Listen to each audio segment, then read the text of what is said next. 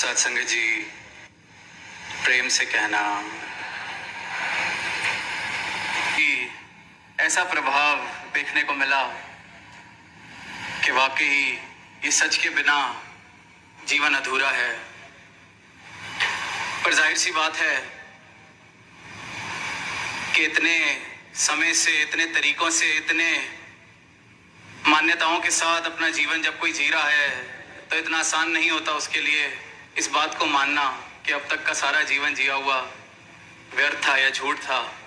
और सच तो ये है, पर फिर भी सदगुरु की ऐसी कृपा अपनी नज़र से, अपने प्यार से, अपनी बख्शिश से, अपने एहसान से न जाने कितनों को इन्होंने इस यात्रा के दौरान तारा। और फिर यही भाव आ रहे थे कि चलो जो तो नया है उसके ये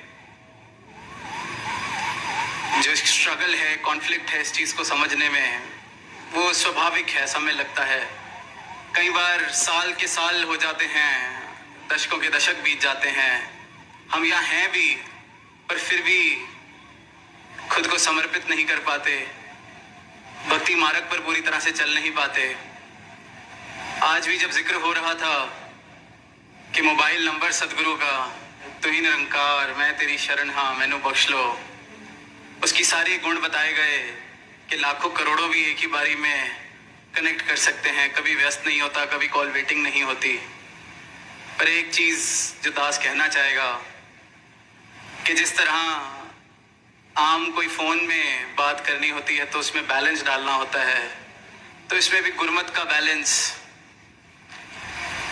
श्रद्धा के भाव, भक्ति भाव, ये फ़ोन नंबर डायल करने से पहले अगर मेरे हृदय में ये भाव नहीं है, ये गुरमत नहीं है, ये समर्पण नहीं है, तो ये नंबर नहीं लगेगा। और फिर मैं इस नंबर को दोष देता हूँ, फिर मैं कहता हूँ शायद ये बातें बेकार की हैं, क्योंकि अपना कर्म या अपनी जिम्मेवारी वो कोई लेना नहीं चाहता, मैं लेना नहीं चाहता।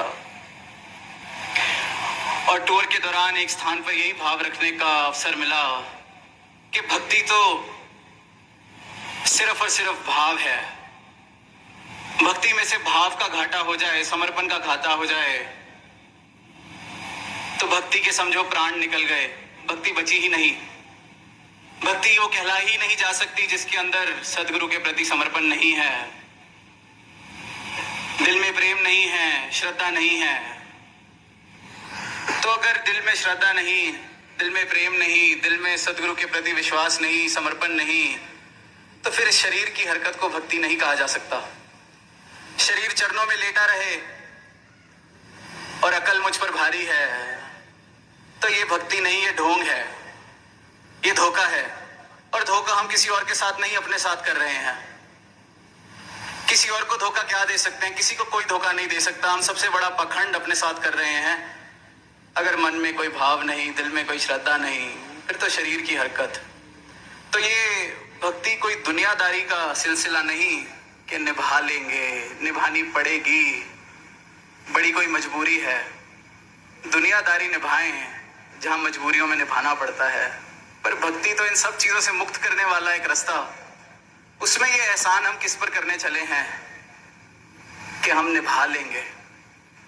तो मन के अगर ऐसे भाव हैं, जीवन पर अकल का इतना जोर है कि दिल नहीं मानता कि कहे अवतार गुरु ही रब है, इस बीच कोई भूलेका नहीं, कि परमात्मा है भी कि नहीं, अकल मेरी नहीं मानती, तो दास तो ये कहेगा फिर इस ढोंग को छोड़ के अकल को पूरी दुनिया में जाके आजमा लें, इसको चलाएं, दौड़ाएं, भगाएं, शायद थक के किसी दिन ये भी हार मानेगी और उस दिन शायद समर्पण आएगा जीवन में। क्योंकि उससे पहले तो ढोंग, ना ढोंग से मुक्ति मिलनी, ना आनंद मिलना।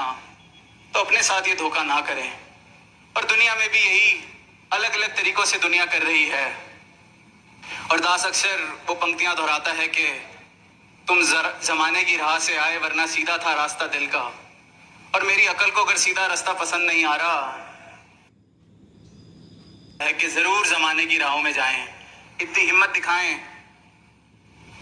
अकल का पूरा जोर, जहां अकल में इतना बल है कि सच को नकार रही है, तो फिर उसको घूमने दे जमाने की राहों में।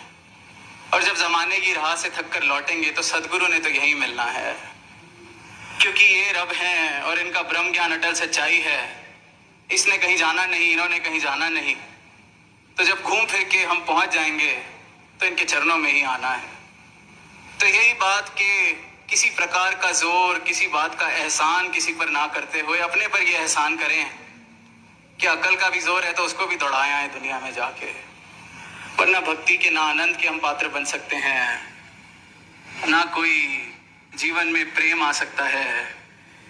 और यही पीछे कुछ पंक्तियां पढ़ने को मिली। एक तो अवस्था ये कि अकल मानती ही नहीं, ढोंग चल रहा है। एक अवस्था ये कि इश्क बुझाना भी नहीं चाहता वो, मगर खुद को जलाना भी नहीं चाहता। अब वो उसने तो जिस संदर्भ में कही होंगी वो पता नहीं दास को, पर हमारा भी यही हाल है। अंदर से रूह तो चाह रही है समर्पण करना। इनके ज्ञान के सरोवर के तट पर खड़े हैं, पैर भी डुबा रखे हैं, कभी हाथ डुबा लेते हैं, कभी मुंह धो लेते हैं इनके सरोवर से। शोला इश्क बुझाना भी नहीं चाहते, ये जो इश्क है इसको बुझाना भी नहीं चाहते, मगर खुद को जलाना भी नहीं चाहते। खुद को संभाले भी रखना है, बचाए भी रखना है कि मैं बच जाऊं, मेरी अकल बच जाए, मेरा अहंकार बच जाए और ये रस भी मिलता रहे। तो ये किनारे पे खड़े होके कब तक थोड़ा थोड़ा पैर डुबाएंगे, थोड़ा थोड़ा हाथ डुबाएंगे, थोड़ा थोड़ा मुंह धोएंगे, पूरे का पूरा इनके ज्ञान के सरोवर में उतर जाएं। हस्ती छट के वेख बोले शाह जदा ना जपे तू वो है। कितनी बार इन शब्दों को दोहराते हैं, पर अपनी अवस्था की तरफ गौर कर पाए। और जिसने खुद को जलाया है तो उसको तो इसने अमर ही किया है सतगुरु ने। तो समय की तरफ दास की नजर जा रही है। अंत में बस यही कहेगा कि अगले हफ्ते से सेवाएं भी शुरू होनी है, तो जो दास की तरह अनुभवी नहीं है कस्सी चलाने में तो उसको हल्के से पकड़े ताकि जख्म ना पड़े, और जीवन भी ऐसा बन सके जैसा सदगुरु चाहते हैं। जीवन के भी इन सुख सुविधाओं को, रिश्ते नातों को, और जो भाव अनासक्त आसक्ति के हल्के से पकड़ें, ढीले से पकड़ें। बाकी काम इनका है, इनको करने दें। साथ संगत जी प्यार से कहना, दान रखा।